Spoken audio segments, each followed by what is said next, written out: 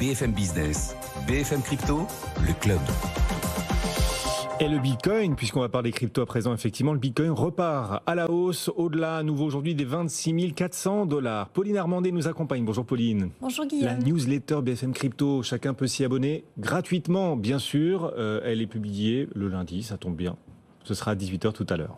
Dans un peu plus d'une heure, n'hésitez pas, vous qui nous suivez, à nous abonner, d'autant que elle est toujours très très intéressante, cette newsletter. Vous publiez par exemple cette semaine un entretien, une interview de Pierre Noisa, fondateur et patron d'une des plus vieilles bourses crypto au monde, Paymium. Oui, tout à fait. Un pionnier. Effectivement, Paymium qui a été donc lancé en 2011, donc c'est il y a un peu plus de 10 ans maintenant, et c'est une plateforme française mais qui avait déjà un peu des ambitions à l'international.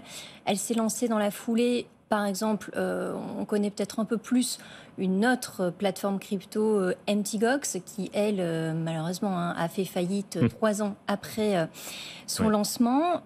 Mais en tout cas, Paymium, c'est vrai qu'elle a toujours essayé de se distinguer des autres bourses crypto, à la fois au niveau de la stratégie qu'elle a employée, et son patron nous en a parlé, on pourra en revenir, et en même temps par rapport aussi à la philosophie que voulait défendre Pierre Noisa, donc son patron. Ce qu'il faut savoir, par exemple, c'est que Paymium, c'était un peu, au départ, la plateforme destinée aux bitcoiners. Donc vraiment à ceux qui voulaient acheter la crypto-monnaie Bitcoin. Et puis elle s'est ouverte un peu plus récemment aux autres crypto-monnaies. C'est seulement en 2018 qu'elle a proposé à l'achat et à la vente, notamment des utilisateurs, d'autres crypto-monnaies. Et elle en a très peu à l'heure actuelle, un peu moins de 5. Donc ils ont la stratégie de l'escargot, ce qui explique peut-être qu'il n'est pas tant de clients que ça, même s'ils sont pionniers. C'est ça, parce qu'à l'heure actuelle, Paymium revendique seulement 250 000 clients. Pour un lancement il y a un peu plus de 10 ans, c'est vrai que c'est pas... c'est à la fois beaucoup et pas beaucoup à la fois, parce que si on compare avec d'autres plateformes du type CoinHouse, donc une plateforme française qui s'est lancée en 2014, aujourd'hui, elle va revendiquer 500 000 clients sur son site. Et puis, il y a un grand écart qui est évidemment assez énorme si on compare avec Binance et ses 120 millions d'utilisateurs. Effectivement. Et dans cet entretien que vous proposez, dans cette newsletter que chacun d'ailleurs peut scanner, vous qui nous suivez à la télé notamment, vous pouvez scanner ou flasher le QR code qui apparaît sur vos écrans pour aller télécharger cette newsletter. Ce qu'on découvre donc en lisant cet entretien, c'est que Pierre Noisa, tout pionnier qu'il est, il est remonté. Il est remonté contre tout l'écosystème. Tout l'écosystème peut-être pas, il doit avoir quelques copains dedans quand même, mais l'écosystème lui hérisse le poil. Il y a des trucs qui, pour lui, passent pas très bien. Oui, parce qu'il est là depuis longtemps, donc il observe les acteurs évidemment depuis des années. Et c'est vrai que il a l'air de ne pas avoir beaucoup d'amis, en tout cas au niveau des patrons de bourse crypto. Alors, il va estimer qu'il y a des concurrents internationaux qui sont respectables, et il cite notamment Kraken. Mais par contre, c'est vrai qu'il a l'air assez remonté, notamment si on prend les géants internationaux, contre Binance. Alors, je le cite, il va dire « Binance a des pratiques opaques sur différents sujets, notamment en matière de lutte contre le blanchiment d'argent ou encore sur son positionnement géographique. » Parce que c'est vrai, et on le rappelle, et on en a parlé dans le club BFM Crypto au cours des dernières semaines, le gendarme américain boursier, donc la SEC, a assigné en justice Binance, en lui reprochant notamment d'opérer illégalement sur le territoire américain à travers sa filiale Binance US.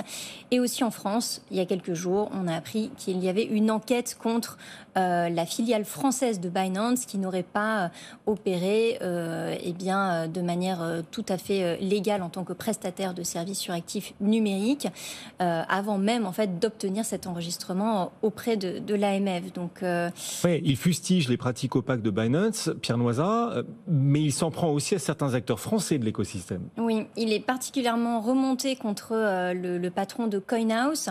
Il considère notamment que à la suite de l'effondrement du géant FTX qui a eu lieu en novembre dernier, CoinHouse avait notamment mis en danger les fonds de ses clients, puisque La plateforme avait dû notamment bloquer les retraits de son livret A d'épargne. Ça concernait quand même à l'époque 10 000 clients.